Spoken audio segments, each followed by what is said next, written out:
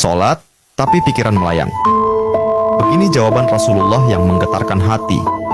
Pada suatu majelis Rasulullah, suasana terasa begitu tenang. Para sahabat duduk melingkar menyimak setiap perkataan beliau dengan penuh perhatian. Namun, di antara mereka, ada seorang sahabat yang tampak gelisah. Jemarinya saling menggenggam, matanya menunduk, dan napasnya terasa berat. Setelah beberapa saat ragu, ia akhirnya mengangkat wajah dan berkata dengan suara lirih, "Wahai Rasulullah, aku ingin bertanya, tetapi aku khawatir pertanyaanku ini akan membuatku semakin malu di hadapan Allah."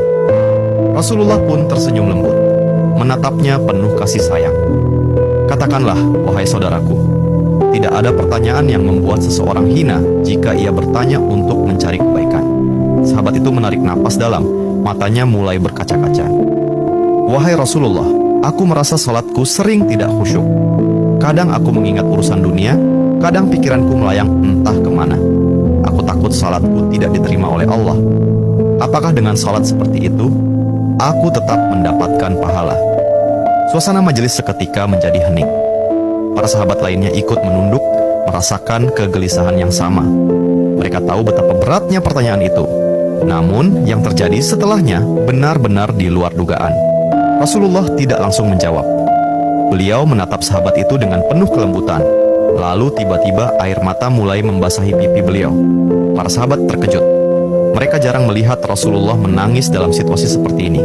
Dengan suara bergetar, beliau berkata, "Demi zat yang jiwaku berada di tangannya, sungguh setan tidak akan pernah berhenti berusaha mencuri bagian dari sholat seorang hamba hingga ia teralihkan.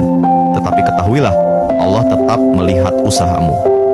Rasulullah menarik napas dalam, lalu melanjutkan, "Wahai saudaraku, jika engkau meninggalkan salat hanya karena takut tidak khusyuk, maka setan akan menang.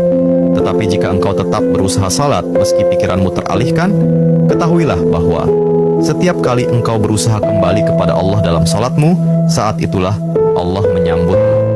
Mendengar itu, sahabat tersebut tak mampu menahan tangis. Begitu pula para sahabat lainnya.